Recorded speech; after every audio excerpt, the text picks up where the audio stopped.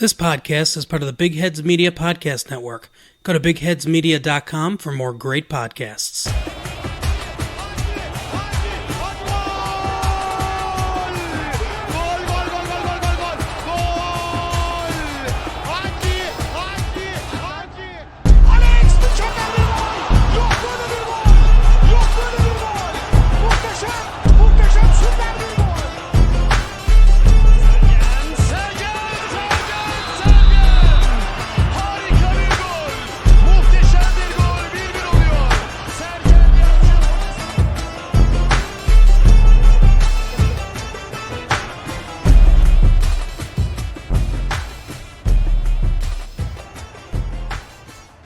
Hello, Football a la Turca listeners. We're here with a bonus episode for you today. We're very lucky and grateful to have Semra Hunter with us today. Semra is the current host of La Liga TV, which comes unscripted and live every Friday evening through Saturday and Sunday, talk about the events of La Liga. And there's always good conversation on there, being of an unscripted nature. There's always some fun happening. So, Semra, good afternoon from the UK to you in Barcelona. How are you doing? Good afternoon. I'm doing well. Thank you so much for having me. It's a pleasure to be here with you. Thank you very much. So we want to dive in. So for our listeners who may not be familiar with yourself and the work you do, we know that you grew up in Los Angeles. Yep.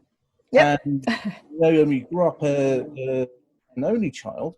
And we know that your parents encourage you to participate in sports. So I thought it would be a good way for you to make friends and create those personal sort of relationships at a young age. How was that for you? Exactly. You're right on the money there.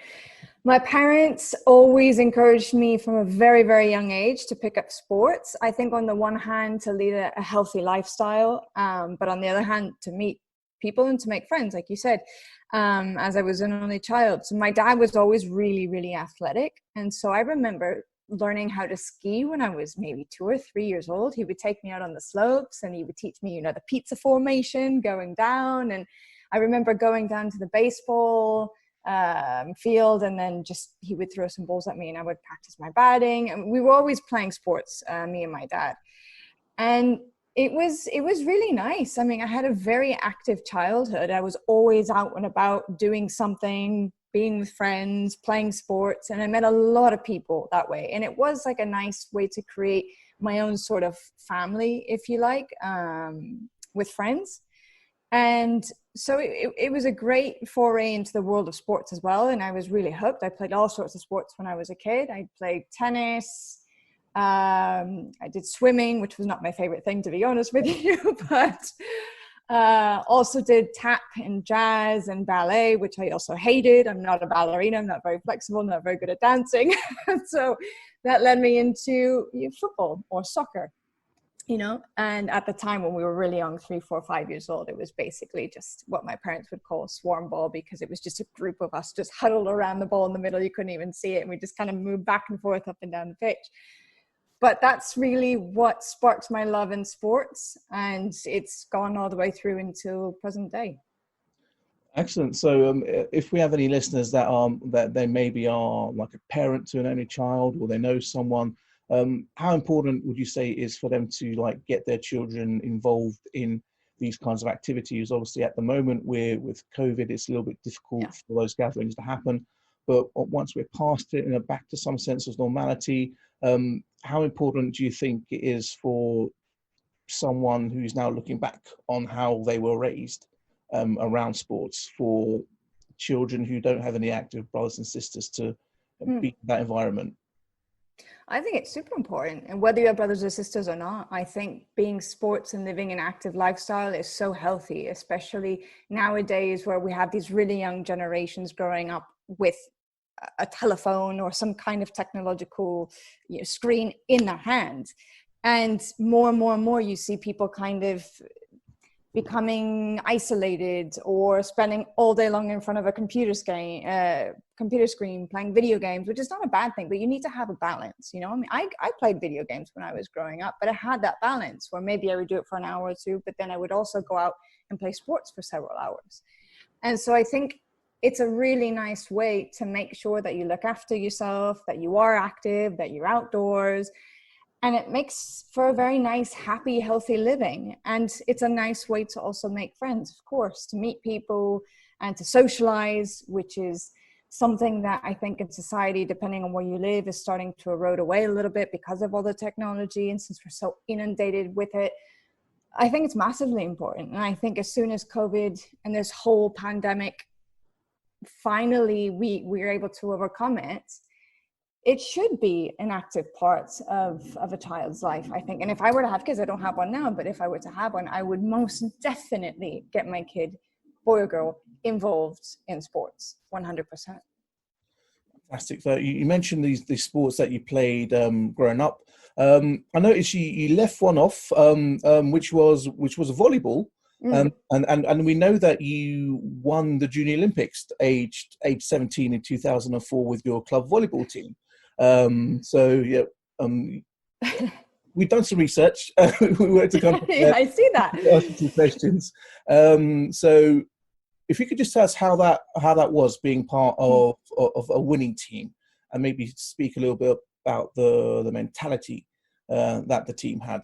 We know you mentioned that you had the core of the team was together for like less than 3 years, you say. So, and if you could maybe just speak about that and how that the core of the team could apply to maybe other team sports, and how important it is to have that core established. Sure. So the reason I left out volleyball was because I actually started that sport much later. I started when I was about 10 or 11. And yeah, for the next few years, the two sports that really became my prime focus were football or soccer and volleyball. And I was very fortunate to grow up in an area that is like the mecca of volleyball in the US, especially when it comes to beach volleyball. So I was playing indoor and I was playing beach volleyball. A lot of Olympians, they train in Manhattan Beach, which is where I grew up. My high school in particular had a very long history of being very successful. One of the best high school teams in the country for about 20 years, leading up to the point that I joined the team. It was very competitive. It was very serious. You lived and breathed volleyball, sorry. And so my club team was like an extension of that, but to a much more serious degree. The club team that I was part of, I think it was our first year, we actually won the Junior Olympics, that I was with them. And it was a brand new club. So within the first year, straight away of assembling a team, we won one of the biggest competitions around. And my coach was an excellent disciplinarian. He was almost like a drill sergeant. At times you kind of felt like you were in the military or something, because he was constantly on us and was very strict about our diets, our training. We had to mix weight training with regular volleyball training. We would spend hours in the gym on a regular basis, several times a week. You really lived and breathed the sport. And I mean, I think I remember going to sleep with like a volleyball underneath my pillow, or at least close by, or something like that, you know, I mean, to dream about it. But we were constantly running drills. We were always looking after our physical condition, but he implemented such a winner's mentality in all of us. And he created so much competition for places within the team that it helped to foment that competitive mentality and mindset. I mean, we were really hungry. We really wanted to win, and we were very good. We were a team with a lot of talent. And so I think the main thing is that we were very driven. We were very driven to win. And a lot of us wanted to play in college. We wanted to go beyond just the club level whenever we were older. And most of us did. I took a different route, but a lot of my teammates ended up going to play for very big teams in college. And even beyond that, professionally, when they were in their early 20s, mid 20s. So I was always surrounded pretty much from a young age, from 10 all the way until the time that I decided to stop playing. I was surrounded by champions, people who were winners, who won at a high school level, who won in a club level. And so because it was such a high level, expected of you. You just sort of rose to the challenge. And I'm a serious competitor. It may not come across that way a lot of the time, but I really am a very serious competitor, especially in that kind of setting. And so even now, I think in some ways, having that discipline and learning to be disciplined at that age has really helped me in my own life. And I've carried some of those lessons with me all the way up until now. So it was a really intense period of time in my life, because you get up early, you go to training before school, you go to school, then I would drive an hour out to practice because it wasn't really close to where I was living. And then I would be there for about 2-3 hours and then drive home, have a late dinner and go to sleep. So it was like this for a few years, but it was what I wanted. So I was very happy with it, and obviously happy with the outcome too, because it led to winning trophies in competitions. Exactly. I mean, what type of coaches and players in football, soccer right now do you kind of almost identify with as having that same kind of mentality that your coach when you won the Junior Olympics had, and the teammates that you played with? There's one that comes straight to mind, and that would be Diego Simeone. Definitely. Diego Simeone. What is it about him that you see in him that you think that reminds me of my volleyball coach? He lives the sport so intensely. He lives the game so intensely. During a match, you constantly see him trying to fix things and understand what's going on, and he has wonderful game management as well. But he's so intense, that personality. My coach had that similar kind of intensity. He was hell-bent on winning. And I think part of it was that he had a little bit of personal vengeance with some of the other coaches at other clubs, where things in his past, they didn't necessarily come off. Maybe he was the second string behind one of the other coaches who had gone on to be very successful with other girls' teams. And so you always had this faint hint of like, he's out for blood, he's out for vengeance. He wants revenge, but he wants to do it vicariously through us. He wants to prove that he's better than everybody else. And so to do that, he needs to make us believe that we're better than everybody else. To some degree, he was kind of like an underdog.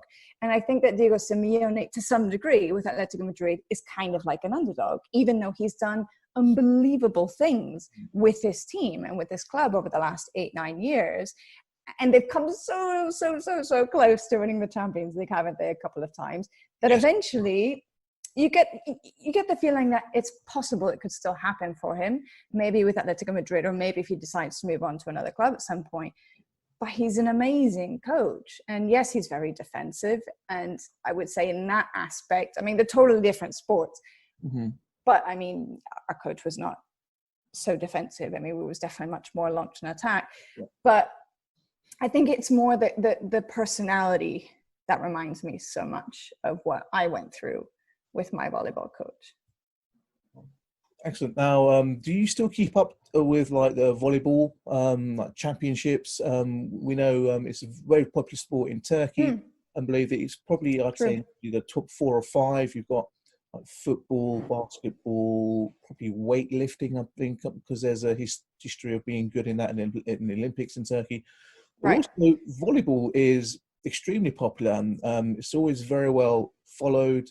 The big clubs like your Fenerbahce, Galatasaray, Beşiktaş all have volleyball teams as part of the sports club. I know that is true for the Spanish sports clubs as well, such as your Barcelona, Real Madrid. They have their basketball teams aligned with them and their volleyball teams. Do you still keep up to date with like how tournaments are going, maybe Olympics? To be honest, not as much as I used to. I was much more into it maybe in my early 20s.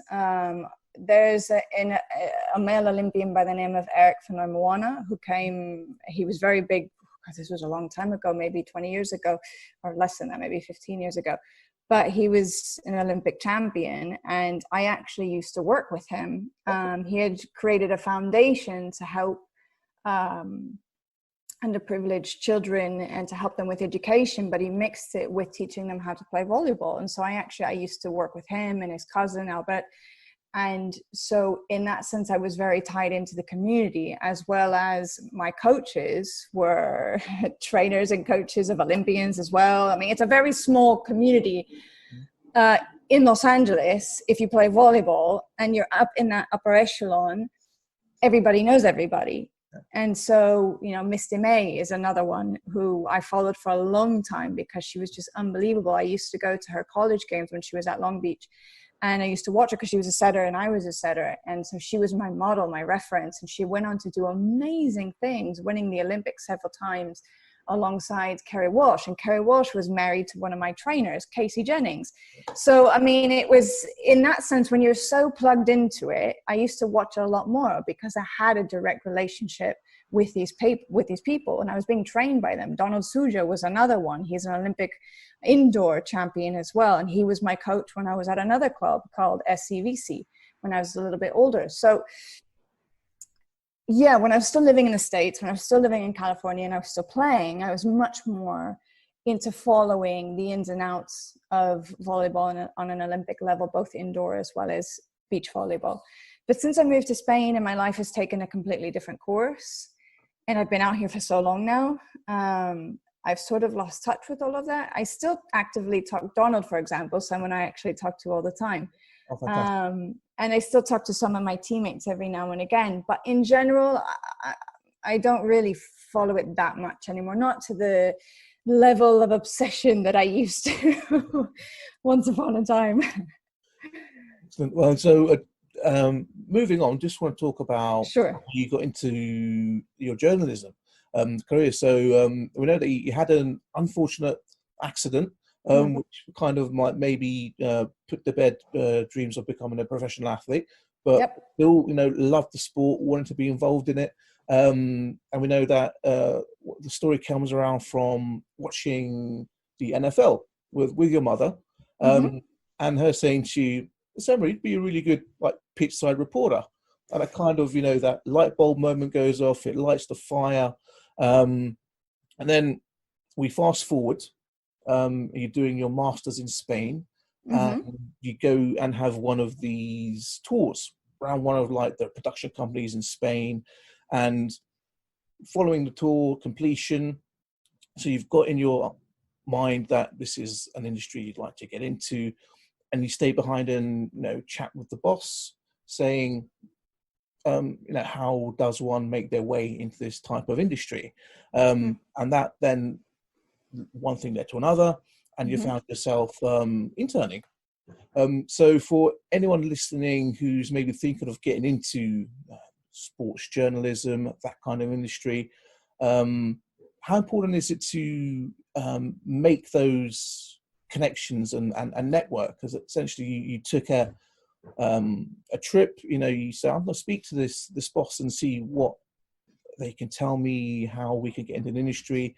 So tell us a little bit about how that trip went, what was going through your mind, and how you would maybe give advice to people wanting to get into the industry.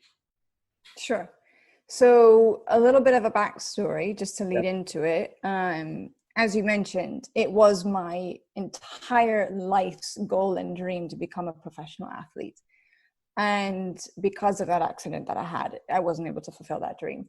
I still played, but at much less serious and competitive level. But it left me very lost for a few years because my entire life, that was always my one focus, my one obsession. I had never thought of a plan B up until then. And so then all of a sudden I was faced with the reality that I needed to come up with a plan B.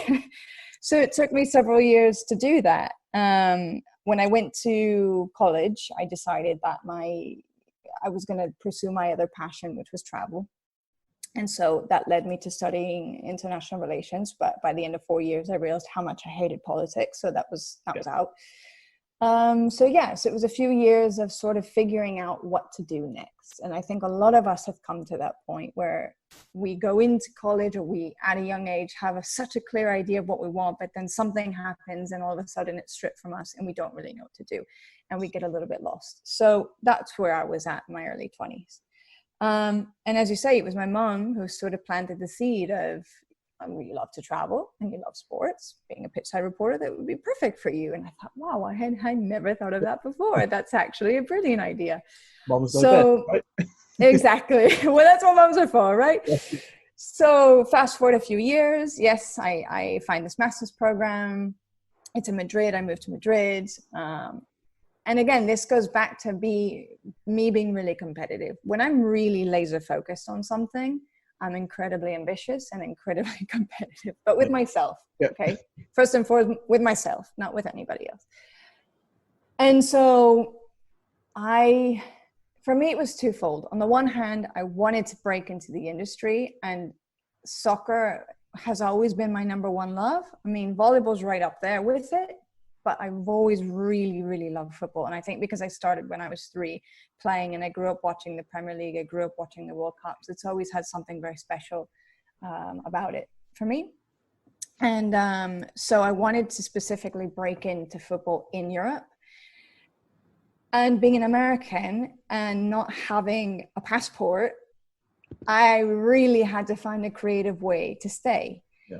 And that meant that I had to be really on top of things and really ambitious about finding work so that I could leverage that into getting a work permit or something so I could stay in Europe.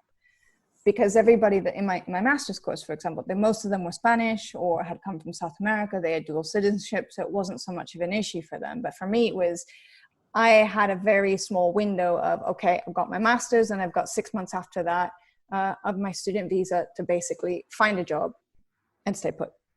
So when I went to that tour at the production company, which funny enough is now where I work, but in Barcelona, the boss showed us around and everything. And I already knew going in that day that my objective was to talk to him, let him know who I was, make him remember who I was, and do whatever I possibly had to do to make sure I could get my foot in the door. I was not leaving that day without some sort of connection established. And I think that's really important for people who want to get into this industry. Connections are huge. They're everything. You never know where it's going to take you. And so it's so massively important to meet people and to leave a good impression, because you're planting seeds all the time. You're not necessarily going to reap what you sow in a very short amount of time. It could take years. You have to have a lot of patience. And my boss then, well, that boss, he ended up becoming my boss. And even now, all these years later, he still gets in touch with me and puts me forward for ideas, puts me forward for events, puts me forward for jobs. And it's amazing. And I owe so much to him. And I have so much gratitude, because if I had never had that conversation with him that day, I guarantee there's no way I would be where I am right now. That was a huge life-changing moment for me. So be bold, be brave, go after what you want. If you're passionate about it, make it happen. But do it in the right way, make sure you leave a good impression, be positive, be optimistic, put yourself forward, do the work, do whatever it takes, because all of us start at the bottom. Nobody starts at the top. And so I was willing to do anything. And they were quite keen to bring me in. And I was able to offer something a little bit different too, in that I was native in English, but I was bilingual, and nobody in the office was. So it's important to also offer something different, offer something that nobody else can do. And that allowed me to grow exponentially and very quickly as well too within the organization. So connections, massively important. Excellent. And you mentioned that during that initial phase, you said you ended up at the Atletico Madrid Barcelona game at the Vicente Calderón. I butchered the pronunciation there, so no worries. But, so from initially getting your foot in the door to then arriving, at this huge game of Spanish football, and that first kind of would you say that was the first kind of taste of, I don't want to say the word big time, but that's the only thing that's coming to my head right now. But how did that feel when you were in that situation and you thought, wow, did you feel like you had made it, or did you think this is like the start and I just want to experience this again and again and again?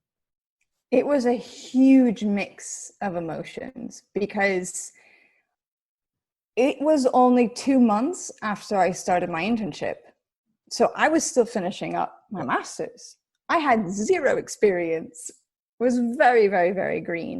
I was brought in and I started out translating scripts from Spanish into English or writing scripts directly in English, to 2 months later, all of a sudden, being in front of camera to an international audience in the US. Yeah.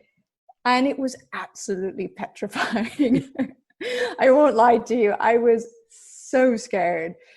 But it was, for me, because I had built it up so much in my head, I thought, oh my God, this could be a sink or swim moment. You know, I've never done anything on television before, not even like a practice run, not even an as live, nothing pre-recorded, nothing. It was thrown straight into the deep end of the pool and it was sink or swim. And the whole thing happened within a matter of 3 days.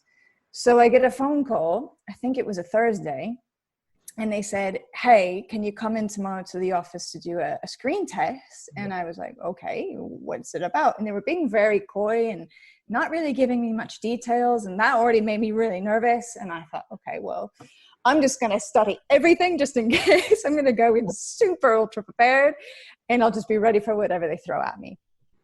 So I go in the next day, I'm in the studio and I've got a guy in my ear and he's throwing questions at me as if he were based in the studio and I were pitch side. And he's talking about Atletico Madrid, he's talking about Real Madrid, he's talking about Barcelona. Okay, it wasn't the greatest thing in the world, considering it was the first time I'd ever done anything like it, but it was passable. So then they said, okay, great, we'll get in touch. That night, they said, okay, tomorrow, Vicente Calderon, Atletico Madrid, Barcelona. You're going pitch sides and you'll be live for beIN Sports. And I was like, oh my God. It was the most incredible feeling and the most terrifying feeling at the same time, if that makes any sense. I spent all night preparing pages and pages of notes, reading front to cover every single sports daily that was possible, trying to remember everything, just pack all this information into my head because I had no idea what they were going to ask. And I said, could you find out, at least give me some kind of a reference as to what they're after so I don't have to go completely crazy. But so the Saturday morning, they come back to me and they're like, okay, they're going to ask you this, this. And I was like, all right, cool. So I'd already prepped everything and it was fine. But then 5 minutes to air and I'm standing pitch side and I'm getting ready and everything. They're like, oh, no, they're going to ask you this. And I was like, okay. And then live, they asked me completely different questions. So it was completely chaotic. It was fine. I got through it okay. But it was, it was a really big moment for me. I definitely didn't think I had made it. I mean, I was only just starting out, but I thought for sure that it was the right step in the right direction as to what I had wanted to do and what I had wanted to achieve. And I thought, well, if I can get through this and I can get through it well enough, then that means I've done something right and they'll bring me on again, From here, I'll just kind of keep building off of this. So it was a really fascinating, eye-opening experience for me. But one that I will always cherish for sure. I mean, it was a huge game. Barcelona had come in off of just winning La Liga. So Atletico Madrid, they had done the Pasillo, which is whenever they do like the Passage of Honor or the Guard of Honor, whenever the champion comes out. I mean, it was a really special day. It was a really special game. But I was so nervous and it was so hot and I had so many mixed emotions that the next day I ended up getting sick. So, so there you go. But a lot has changed since then. It must have went well because then you find yourself at Real Madrid TV for a couple of years. Yep. So can you just tell us about how your time was there? I know you say you went on the pre-season tours to Australia and China, which are really great. But in that time at Real Madrid TV, can you just maybe tell us some of like your highlights and what it was like getting the call to say they would like you to come on board to be a presenter there? So before I started my master's program, I had a really good friend who had a friend who worked for Eurosport. And she said, oh, I think he did back in the day, it doesn't exist anymore, but about 10, 15 years ago, there was a master's that Eurosport had that was done in conjunction with a university in Madrid. And her friend had done that master's and it opened the door to him eventually going on to work there. And she said, get in touch with him and he'll help you out and tell you what you need to know and how to get into the industry and so on. So I reached out to him and he said to me, if you can, get into Real Madrid TV, because it's a launch pad. It's a trampoline. It will get you to bigger and better things down the road. And so before I even started my master's, I always had my mind set on, okay, that's my target. Real Madrid TV is my target. And so I had spent the whole year working towards that. And yeah, I was very lucky. I mean, and it ended up working out really well.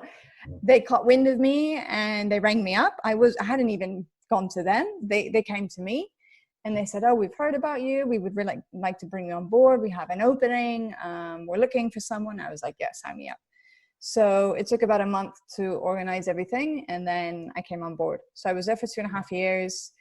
And that's really where I got my learning badges, I guess you could say. I mean, it was starting from the ground up completely.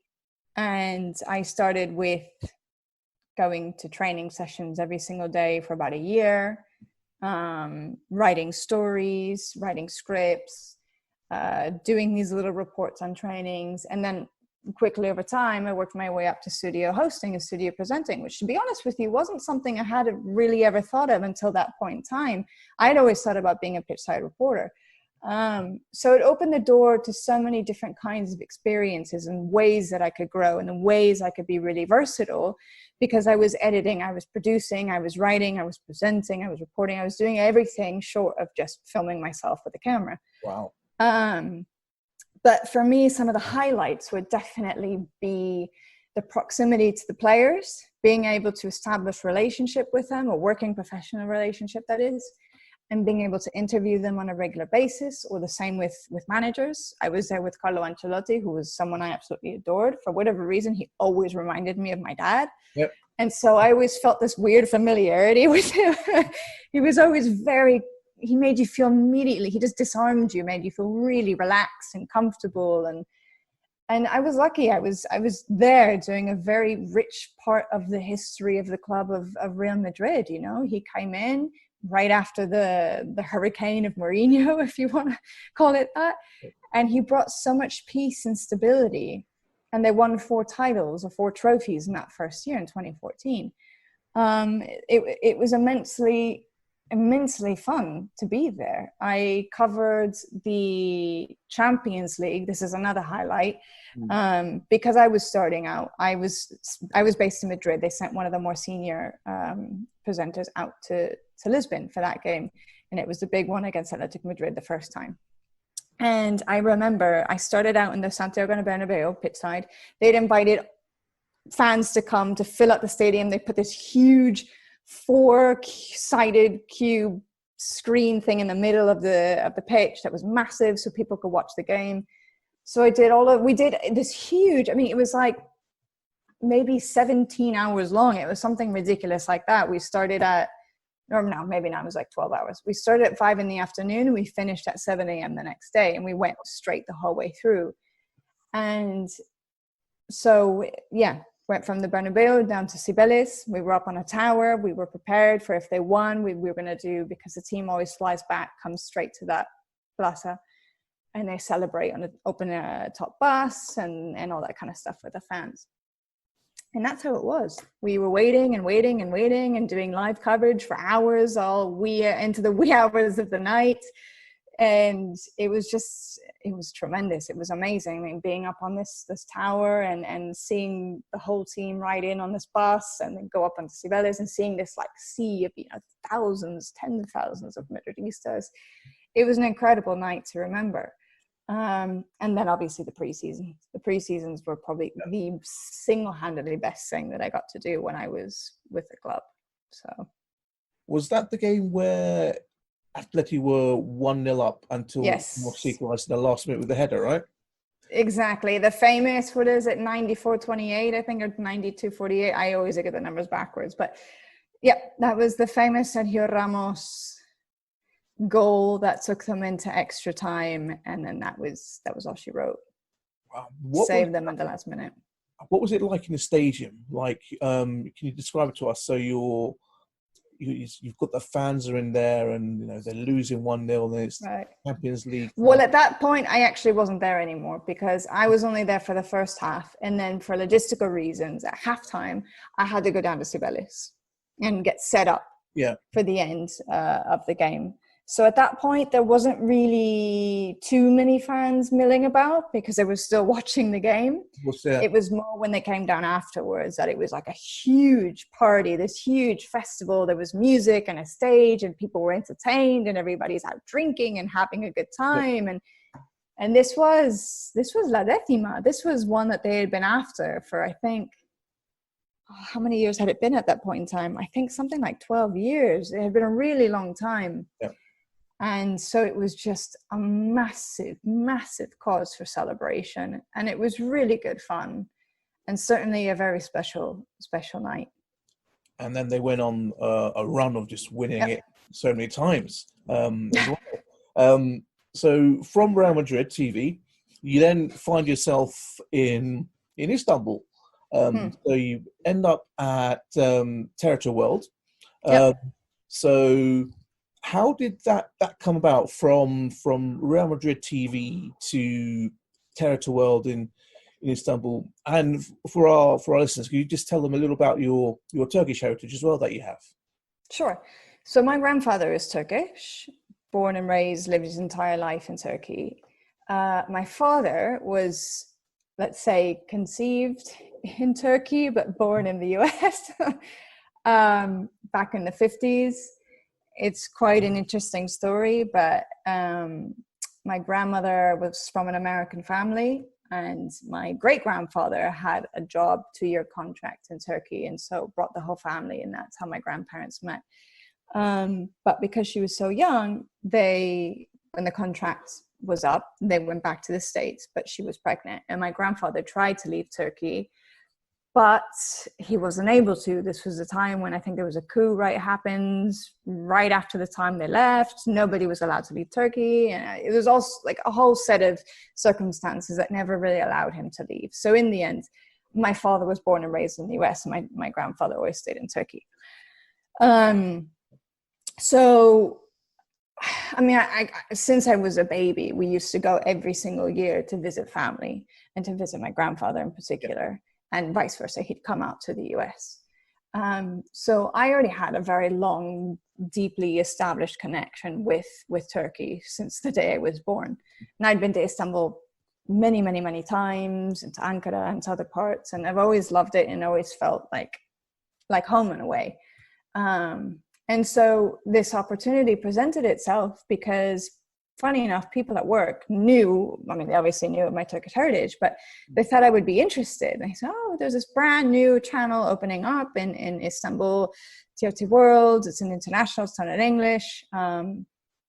Would you be interested, that kind of thing? You might want to look there, because I had been in Spain at about 8 years at that point, and I was honestly a little bit tired, and I had wanted a bit of a change. And so I thought, why not? I'm going to try something new, because at the end of the day, a club channel is a club channel. It's very small, and you reach a certain ceiling, and you're limited. You can't really do much more than that. And so it was a great experience, but I felt that it had kind of run its course, and I wanted to move on to that next level. So that was part of the decision-making process too. So I applied, and that was basically it. Got the job and decided to go. So great. Yeah, figured, why not? Let's try something different. Let's try something new. And whilst you got to work on a brand new a show that they had, so Beyond the Game. So just getting started, getting off the ground. So what was that like to go to a brand new company and then to work on a brand new product? Did you enjoy that ability to be able to innovate and bring your own ideas? And how was that experience for you working at Territory World on that show? We know you've done some great reports. So you did football golf, which we saw. One of my favorites.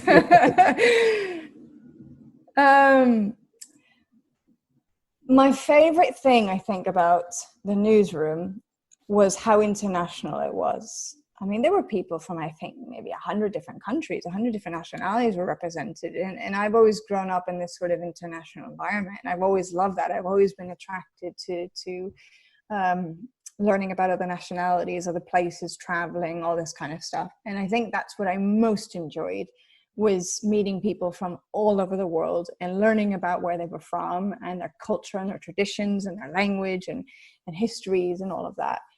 And everyone brought something so different to the table, which was really nice. So it made for a very creative environment because people had very different ways of working and doing things based on where they had come from. I really enjoyed being part of setting up the show, because when I got there, it was still in its infancy stage. It hadn't even started yet. We were still looking for a name. And we were piloting all different types of formats and what we wanted it to look like and what was going to be. And it was a work in progress the whole time I was there. It kept evolving over time. We never stopped evolving, trying to make it better all the time. So for me, that was really fascinating because it was something that I hadn't really done at Real Madrid TV, because it was already kind of established, the shows and the way of doing things. So here it allowed me to expand my horizons a little bit, and to continue learning in a different way. So I really enjoyed that a lot. And I enjoyed my role because it was presenter and correspondent. Or anchor and correspondent, which was more the official title. But anyway, so either I was in the studio and I would anchor this program, Beyond the Game, or I was off traveling to wherever, to Europe, to the Middle East, to anywhere, to cover feature stories, to cover sporting events, to do interviews, which, to be honest, I enjoyed a lot more than the studio stuff. Because you get to meet so many fascinating characters. You get to go to countries you never would have dreamed of going to. Albania, for example, which was a really random trip, but it was a fascinating country, and I really enjoyed going there. I had a wonderful time, and it really pushed me and my abilities beyond what I would have imagined, to be quite honest with you. It was a very enriching experience, and I was there for 2 years in total. But overall, it was largely a phenomenal time for me, both personally and professionally. Fantastic. And we know you've been to some of the major Turkish stadiums in Istanbul. So you've been, so you've been at the Fenerbahce Stadium, Stadium, Beşiktaş Stadium, covering for the European matches. We've seen scenes from when Beşiktaş were champions, the period you were there. So you got to see the fans going crazy in the streets. And also when the Fenerbahce basketball team won the Final Four. So you went out to cover that, and you got to see the fans celebrating that. So how do you compare the fan celebrations to the ones that were in Madrid, for example, when they'd come back from winning the Champions League? So different. It's next level in Turkey. It really is. I mean, the passion there, it just oozes out of every orifice of the Turks. I mean, they're such passionate sports lovers. It really is something. But I really enjoyed it. I mean, there were flares all over the place, but at the same time, you see the little kiosks of people selling the corn and corn on the cob, like really random Turkish things, or like selling oysters on the street, or, you've got to get that before you go into the stadium, before you go into the ground. Or the simit, the simit were my favorite things since I was a kid. Love those. I'm sure everyone loves those. So it was such an interesting mix, just walking down the street and seeing these fans just go absolutely mental. And, flags and people honking their horns all over the place. And it was a lot more chaotic. I mean, it's organized chaos in Turkey, which is a really hard concept to explain unless you experience it, but I'm sure you know what I mean. Yep. So it was a blast. There's so much energy. There's such a good vibe, and people are getting along, and everyone's singing, and they're talking to each other, and everyone's hugging each other and kissing. It's much more vibrant, I think, than the experience that I had in Madrid with fans. But I mean, they were having a good time and partying just the same, but it was different. It was different. it wasn't as wild and crazy, I think, as Turkey. We had people climbing on things and top of cars and top posts and all this kind of stuff. And I remember actually years before that, I think it was 2008, the Euros, Turkey had actually done really well and they had gone pretty far. And I was living in Turkey, in Istanbul, for a summer, for 3 months. And I think they played Germany, if I remember correctly. They won. It was what was it? Croatia they beat on penalties in the quarterfinals. Yes, okay, that's what it was. And they qualified for the semifinals or something like that. Yes, And that's where they played and lost to Germany. Germany, that's what it was. Okay, so close enough. But I remember the night that they won. I just didn't remember where they had played. So Germany was the semifinals, okay. But that was one of the craziest nights I have ever seen in my entire life anywhere. Because Turkey had never really gone that far in any major competition, club competition, or not club, national team competition at that point in time. It was huge deal. I remember walking in the street and people were just handing out these huge Turkish flags to all of us. I think I still have it somewhere, just handing out all sorts of things. And it was madness, but it was so much fun and it was great. I mean, we watched the game in Bebek and then had gone all the way back up to Taksim, which you probably know is quite a distance, but passing through Ortaköy or passing through all the different neighborhoods, it didn't matter where you went. The streets were completely filled with people just celebrating this huge triumph for the national team. And it was nice to see everybody get behind it, to be so supportive and just absolutely living it as if they had played the game themselves. So you people remember the sweat on Fatih Terim's shirt. Supported a lot in the UK where I live, watching it, and it was since Turkey came third in the World Cup in 2002, and the kind of Turkish mentality crept in where you think you're near the top of the mountain and you get a bit complacent and a bit too big for your boots, and then they were brought back down to earth with not qualifying for Euro 2004, and then Euro 2008 came about. The initial game was lost to Portugal and then back-to-back wins against Switzerland's the hosts and that crazy game against the Czech Republic, coming from 2-0 down. The quarterfinals, I mean, you meet a Turkish fan of football, you tend to ask them a few questions. You say, where were you when Ilhan Mansur scored the golden goal against Senegal? And where were you when we beat Croatia on penalties? I remember exactly where I was that night.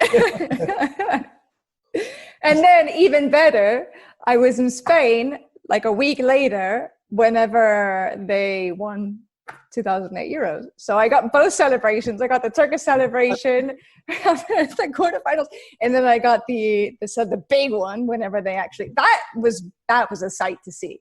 That was way crazier than anything I'd ever experienced with Madrid, because that was the first major title that the Spanish national team, I think, had ever won, or if I can remember correctly. But I mean, it was massive. 2008, they were crowned champions. I mean, it was. I remember the police actually shooting rubber bullets at people because it was just getting so out of control. Because people were shooting off fireworks and flares, and it was so packed and it was so raucous, and they were celebrating all along through the night. I mean, it was largely a party atmosphere. It was all, I was in the midst of it. And I never felt I was in danger or anything like that. But it definitely did get a bit out of hand. What was it like? Because the Spanish national team almost had a monopoly on international tournaments. Yes. With the 2010 World Cup and then the 2012 Euros again.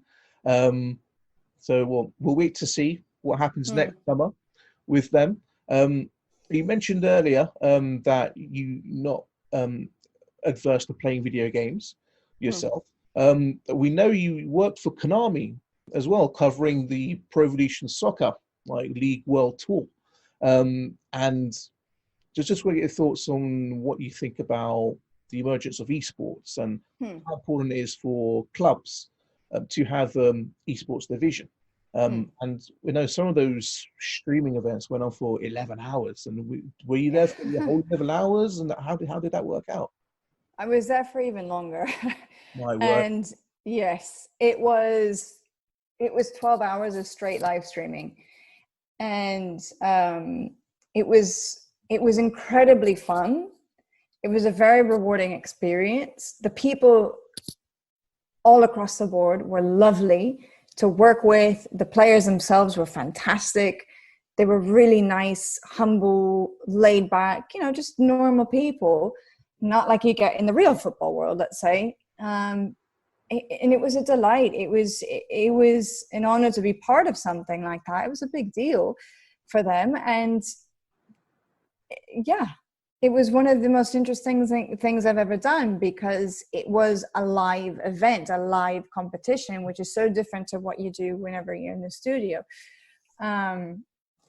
But it was also extremely exhausting. By the end of the day, I think my brain was just completely fried. Because you have to be on it all the time. You're there to entertain, and so you're giving everything that you have, every last ounce of energy that you can put into it. It's completely worth it. It's a great time. But esports are a very interesting industry. It's been booming for a while. It's only going to get bigger, that's for sure. Look at LOL. It's filling out 60,000 seat arenas. It's insane. And it kind of goes back to the very beginning of our conversation, where I have nothing against esports at all. Like I said, I played video games growing up and I really enjoy them. But I think, like anything in life, there needs to be a healthy balance. And so I think there's no stopping this giant that is coming our way, that's already established, and it's just going to get bigger and bigger and bigger. And they're projecting that at some stage it's actually going to overtake football as like the most watched, most followed, most played sport in the world, which is so mind-boggling to think, but it could happen. So it doesn't surprise me at all that clubs are getting on board and creating their own esports teams. And they train almost more intensely than regular footballers. I know some that they spend 12 hours a day in front of their computer screen just playing FIFA, just playing PES. They train all day long. And for me, it's so hard to get my head around it. Because I worry a little bit that it's not like the most healthiest lifestyle, but maybe it's because I just don't know that much about it. I'm looking from the outside in. But, at the same time, they say that they eat healthy, that they exercise, they make sure to get fresh air. And so, I think as long as you do that and you look after yourself, then it's fine. But it's very interesting to see how this all develops, because it is so different, I think, from what you and I grew up with. In some ways, it feels almost hard to relate to people who are in their 20s, 10 years younger than me, or teenagers growing up, and they have this complete different perspective of gaming and sports, esports, and I think we did. So yeah, I don't know. It's quite fascinating, really, for me, to be honest with you. Like you say, there are people that are being born now who are being born into the internet, where exactly. Around. And I started using the internet when I was around maybe 13, 14 years old. Exactly.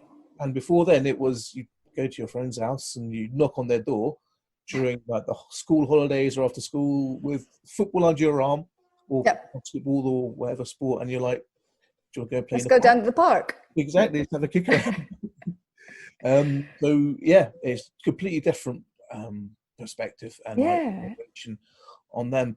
So before we move on to like the bench straight, we have to ask you, are you a PES or FIFA person? Oh, okay. Well, I grew up playing FIFA, I'll be honest with you. FIFA 98 was probably my favorite game of all time. But then making the switch over to PES and having worked with them and knowing people, I fully support them and I fully support what they're doing. And I'm very happy for them to continue growing the competition and growing the game and to make it bigger all the time. So I guess now I'd have to say PES. And who is your go-to team when you're playing? Who would be like your number one pick to select? Probably Barcelona. Yeah. I didn't say that. It's a secret. I always go Bayern Munich for some reason. Well, it's understandable. You look at the real Bayern Munich; they're absolutely terrifying, aren't they? So Yeah. you just figure, okay, I'm just bringing out the German steamroller, and and I'm good to go. Back from the Van Bommel and Luca Toni days, just because Van Bommel had a great shot stats on him, not as good as Adriano, as we know. A lot of people say Adriano's left foot was almost a cheat code in pairs back in the day. But then you at Territor World, and then you are now presenting a La Liga TV.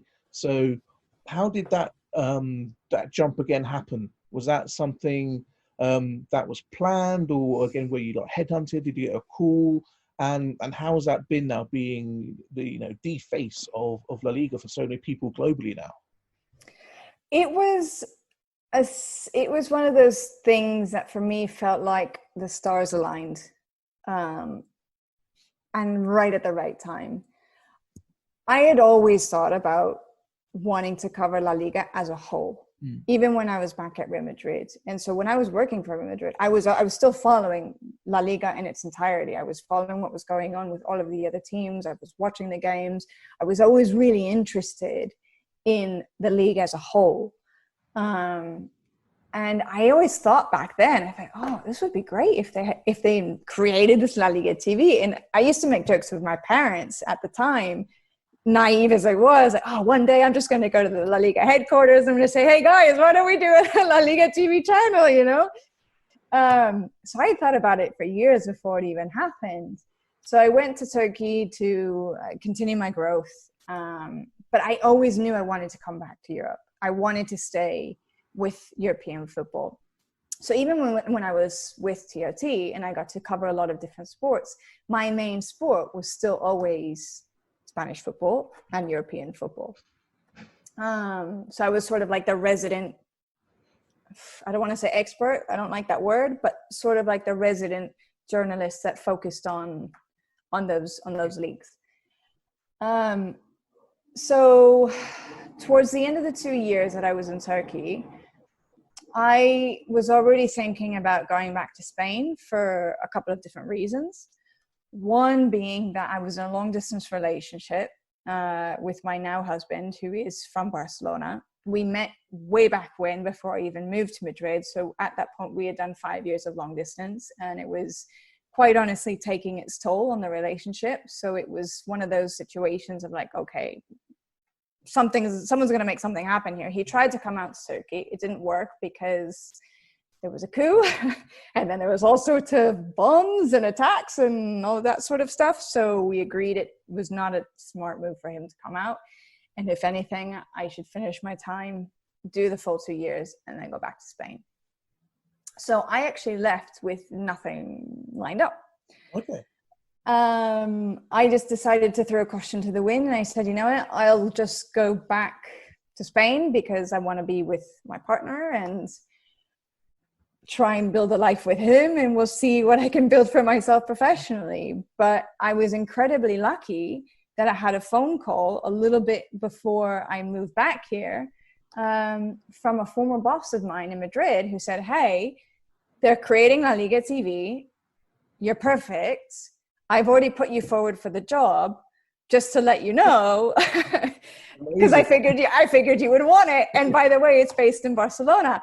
I was like, oh my God, talk about planting seeds years in advance, and then it coming to fruition. And so that's kind of what happened. And so I got an email from my now boss saying, hey, giving me all the details about the channel. They said, we would really like to include you in the project. Are you interested? And I said, well, I'm actually moving back in 2 weeks. So as soon as I'm there, let's meet for coffee and let's do this. And so that was kind of how it happened. I moved back in February of 2018. They were in the very infant stages of the channel. They were only doing match commentary, and I think 2 shows in the studio or something like that. I mean, it was very limited in what was being produced at the time. But they said, we want you to come in and be the match day presenter for the weekends starting next season. So I was meant to start in August. So I had like a 6-month waiting period where I was just kind of hanging out in Barcelona and doing some freelance work, like with Konami and with the PES League competitions and so on, just biding my time until I joined La Liga TV. And so that's more or less how it happened.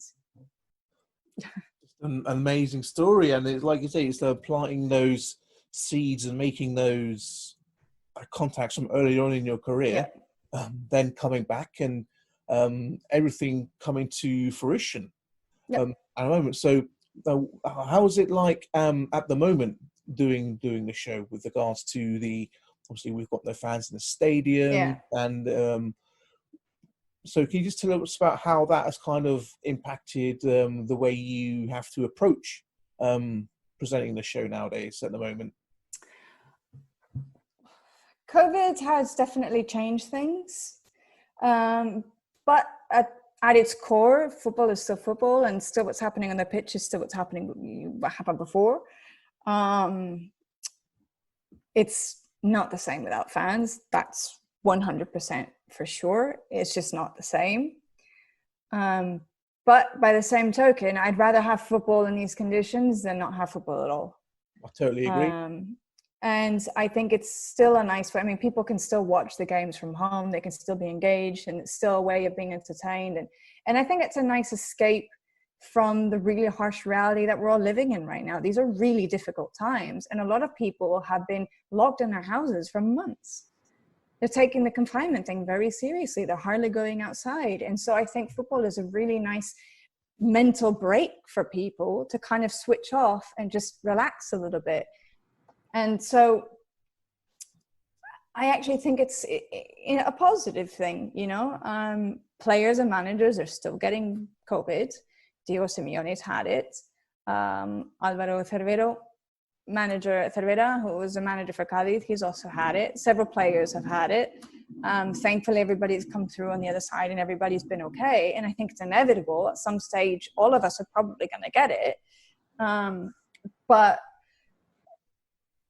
in the way of preparing what I have to do in the studio and so on, and the coverage, it hasn't really changed too much. Because we focus on what happens during the games. We focus with what happens, you know, from a football point of view. And so the only main difference is, when you watch a game, there's an empty stadium. And so we have really interesting graphics, really quite cool graphics, actually, that La Liga have teamed up with EA Sports and I think a Norwegian company or something like that to put these really interesting fake crowds and fake noise and all that kind of stuff, which helps to make this experience a little bit more close to what we're used to. It's still not the same, but it's not bad at all as a replacement. I think that was going to ask you about. You've got this great new technology for this new season. You may have listeners may have seen it on the YouTube channel with La Liga's graphical enhancements with augmented reality, seeing player statistics in real time.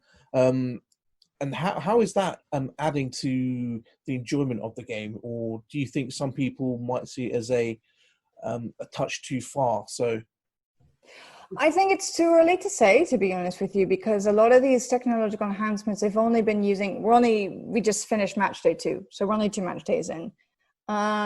I've been watching it. I'm not bothered by it at all. I think it's actually kind of interesting. They'll show you the heat maps, which is something I think that's been around anyway for a bit of time. They'll show you maybe the percentage of attacks or how many attacks they've made down the left, down the right, down the center. I think it's, for me, and I don't say this just because I work for La Liga, but as a viewer, as a fan, I actually find it interesting. But then again, because I really like stats. So for me, I find it fascinating. Maybe for somebody who is not bothered by that sort of thing, it's neither here nor there. I think I don't really know the answer to that question just yet, because I haven't really spoken to enough people who've watched it to get their opinion as to whether they like it or not. But I think commentators like it because it gives them an extra resource. And definitely, yeah. And personally, I like it too. So we'll see. We'll wait to see how people get on with it.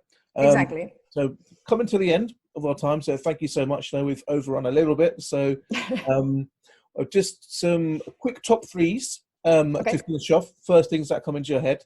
So let's start with top 3 football stadiums. Top 3 football. Okay. Oh, that's a tough one. Wanda Metropolitano, the Camp Nou, and the Santiago Bernabeu. All 3 of them are for sentimental reasons. Excellent. Next up, your top 3 live goals that you've seen. Oh, Gareth Bale, 2018 Champions League final in Kiev against Liverpool. Sorry? Bicycle kick? Exactly. Yeah. Wow. That was, I swear to God, time slowed down before he kicked the ball. I swear to God. It was one of those things, I just saw the ball floating. I saw him floating, and it's just like, for a split second, it just like froze. And you just knew it was going in before he even struck the ball. You just knew it. It was one of the craziest things I've ever felt watching a football game before. It was unreal. That one is a very difficult one to beat, I have to be honest with you. I'm sure there's a Cristiano Ronaldo goal in there somewhere, as well as Gareth Bale again. Gareth Bale scored an absolute belter at the Santiago Bernabeu from like 25, 30 yards out. It was unbelievable. I mean, the defense just kind of stood still. It was just like, top left corner or something. It was unbelievable. And a Lionel Messi goal, of course, you've got to include in there as well too. I cannot argue the selection at all. And being in the UK, we get to enjoy Gareth Bale in the Premiership now. Yes, I know it's our loss. Don't remind me. Looking from you. And I'm going to go, the last top 3s is the top 3 interviews you've done with sports people. So it don't have to be footballers. Because I know you've interviewed some people from every line of sport. So the top 3 ones that come to mind for you. That's a really tough one. My number 1 is always going to be Xavi Hernandez, because he was my favorite player for a very long time. From the day I set foot in Spain and I learned who he was, and I started watching Spanish football back in 2007. I absolutely adored him, especially because I played central midfield. So for me, he was the one I felt I could relate to the most. Fabulous player. And I always used to make the joke that if I ever interviewed him, I could retire because I would never do anything better. But I was very lucky in that I got to interview him 3 times and quite early into my career. So not retiring anytime soon. We're glad you didn't take that early retirement. Thank you. Oh, the other 2, goodness. It's really tough. I mean, I've been very fortunate.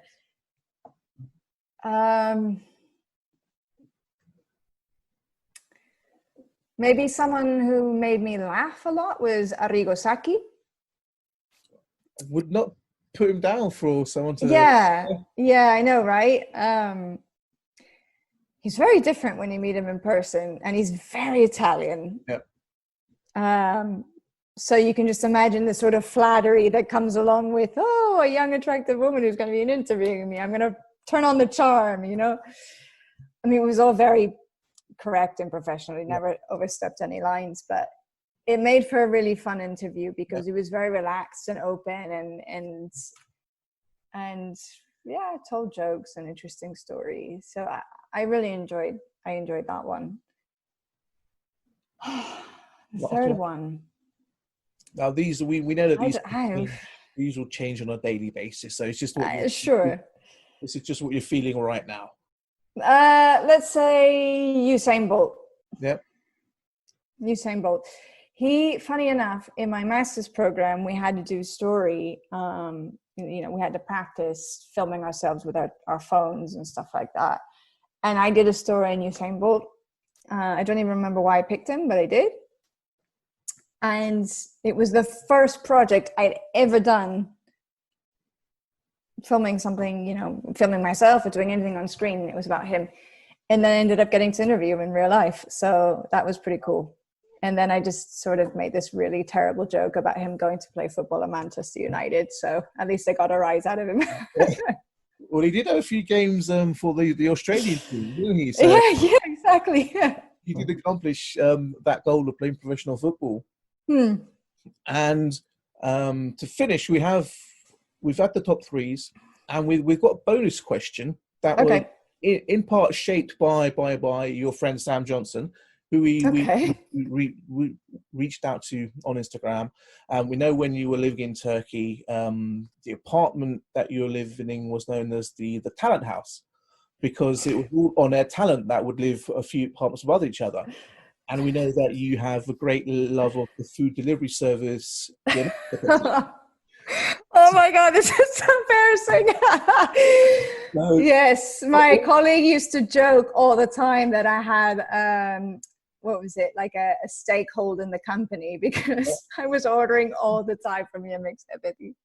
What we want to know is your top Yemek Sepeti order before we let you go, because we've taken out far too much of your time. Oh Lord, my top Yemek Sepeti order. I always went for a very wide variety of food to mix it up, but God, I don't even remember. I think, funny enough, it was Japanese food. There was some really nice Japanese food restaurants in Istanbul. And since I was always a bit tired of Turkish food after a while, because it was so heavy and so carb-based, it was nice to eat something a little bit different. Definitely. Well, great. And also the coffee. I used to get some coffee orders too. So those were delicious. Can't not have a good Turkish coffee whilst you're out there. How did you have your Turkish coffee, by the way? How did you take it? Orta.